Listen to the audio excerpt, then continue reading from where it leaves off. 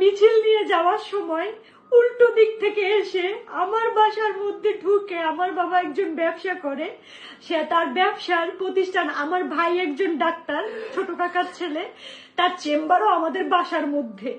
এই চেম্বারের মধ্যে ঢুকে আমাদের পুরো ভাইরা চুইরা কিচ্ছু রাখে নাই, আমার কাকাকে খুঁজতেছিল, আমার ভাইকে খুঁজতেছিল, মানে এরা কোথায়।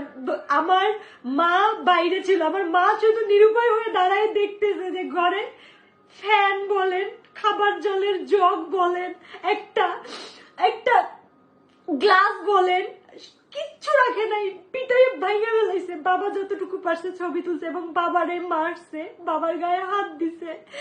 আর আমার ছোট কাকা তো পলাই আছে, আমার ছোট কাকাকে ওরা খুঁজতেছে। মানে আমরা কতটা নিরুপায় আজকের এই ছাত্রদের কারণে। আমরা এখন কি দেশ ছেড়ে নিজের জায়গা জমি ছেড়ে কি আমরা ইন্ডিয়া পালাই যাবো, এটা মনে করতেছে সবাই। কেন ইন্ডিয়া যাব? আমরা স্বাধীন দেশে বাস করি না? আমরাও দেশের নাগরিক না? তো তাহলে কেন আমাদের সাথে এরকম হবে? আমরা তো স্বাধীনতা, ঠিক আছে, সবই ঠিক আছে,